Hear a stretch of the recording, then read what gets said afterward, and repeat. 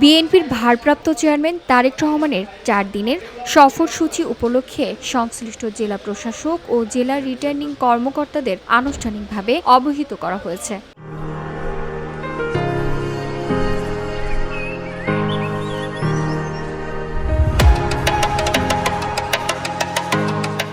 ৬ জানুয়ারি বিএনপির ভারপ্রাপ্ত চেয়ারম্যানের একান্ত সচিব এবিএম আব্দুস সাত্তার স্বাক্ষরিত এক পত্রে ঢাকা, গাজীপুর, টাঙ্গাইল, সিরাজগঞ্জ, বগুড়া, গাইবান্ধা, রংপুর, দিনাজপুর, ঠাকুরগাঁও, পঞ্চগড়, নীলফামারী, লালমনিরহাট ও কুড়িগ্রাম জেলার জেলা প্রশাসক ও রিটার্নিং অফিসারদের এ বিষয়ে জানানো হয়।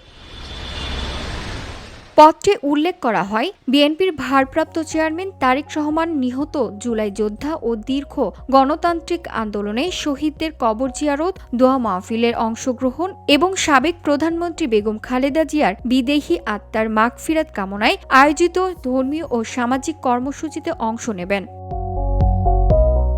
এতে আরও জানানো হয়, সফরটি সম্পূর্ণভাবে ধর্মীয় ও সামাজিক কর্মসূচির অংশ এবং বাংলাদেশের নির্বাচন কমিশন কর্তৃক জারিকৃত আচরণবিধি কোনোভাবেই লঙ্ঘন করা হবে না। এই উপলক্ষে প্রয়োজনীয় নিরাপত্তা সহ সার্বিক সহযোগিতা কামনা করা হয়েছে।